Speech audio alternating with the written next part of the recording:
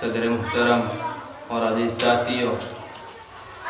آج کی اس محفل میں میرا موضوع سخن جنگ آزادی میں علماء کرام کا کردار اور ان کے کارنامے، یعنی ان شیر مردوں کی داستانیں بصالت آمیز سنانی ہے جنہوں نے جب لال قلعے کی جاہوں و عظمت کے لہراتے ہوئے جھنڈے کو فرنگی اوباشوں نے تاخت و تاراج کر ڈالا اور سلطنت مغلیہ کا ٹمٹماتا ہوا چراغ گل ہو گیا، تو ان لوگوں نے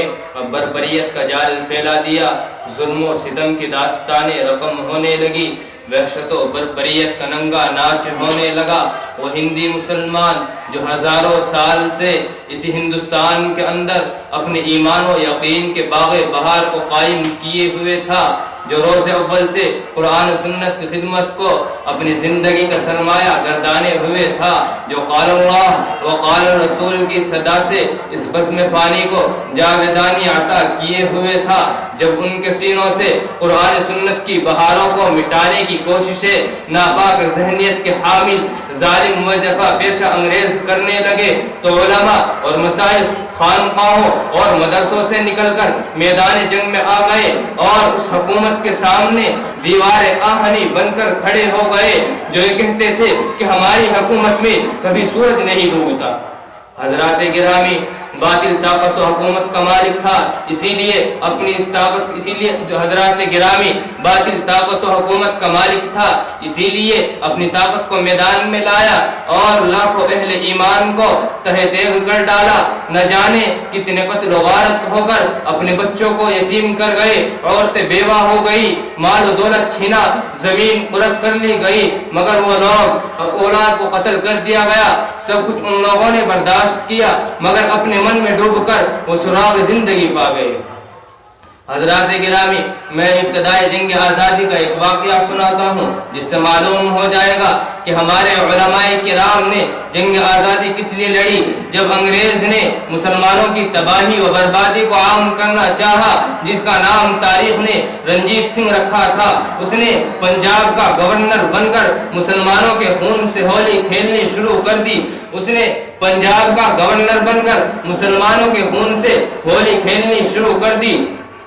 علماء کو قتل کیا، عورتوں کو بے آبرو کیا، ان کی جائیداد اور املاک کو اپنے قبضے میں لے لیا، غرض یہ کہ ہر طرح سے مسلمانوں کو پریشان کیا۔ اور اسی حالت میں 2 سال ہو گئے، ہندوستان کی تہذیب و تمدن، اس کا کلچر و ثقافت ایک بدباطن، خبیث و ذلیل ترین بیہودہ ناہنجار رنجیت کے ہاتھوں مجروح ہوتا رہا، تو ایک اوہ والا جو گوشہ نشین ہو کر زندگی گزار رہا تھا، جس کا کام فقط دعوت و ارشاد تھا، جب وطن باشیوں کی اس طرح بے حرمتی دیکھی، جب چمنستان ہند کی گلیوں پر پسماردگی کے آثار ٹوٹتے ہوئے پائے، معصوم بچوں کی حتک اور بے حرمتی کا رواج پایا، تو میدان جہاد میں کود بڑھا اور درے خیبر سے پشاور و کنیا کماری فتح کرتا ہوا بالا کوٹ کی جانب بڑھا۔ تو رنجیت نے حضرت کی خدمت میں پیغام بھیجا کہ حضرت یہاں تک کا علاقہ آپ لے لو۔ تو حضرت سید احمد شہید رحمت اللہ علیہ نے فرمایا، میں زمین کی طلب میں نہیں نکلا ہوں،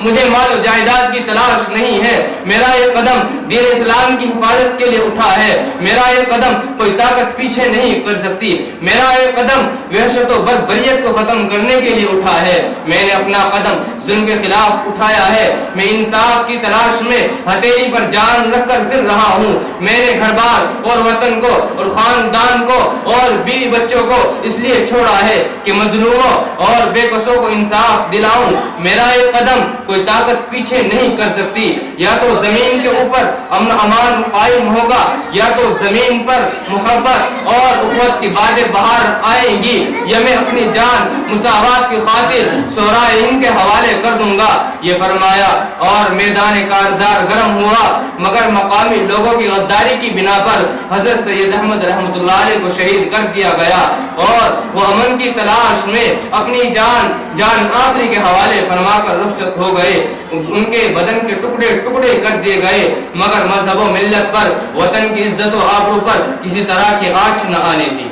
یہ ہے ہمارے اکابر کی قربانی۔ اس ملک کی جنگ آزادی میں یہی ایک واقعہ نہیں بلکہ ہزاروں واقعات ایسے دردناک ملیں گے جن کو سن کر رونگٹے کھڑے ہو جاتے ہیں اور روح کی شانیں لرز اٹھتی ہیں۔ اگر آپ تاریخ اٹھا کر دیکھیں گے تو آپ کو ملے گا کہ ہمارے علماء کرام آگ کے انگاروں پر پک گئے، پھانسی کے پھندوں پر چڑھ گئے اور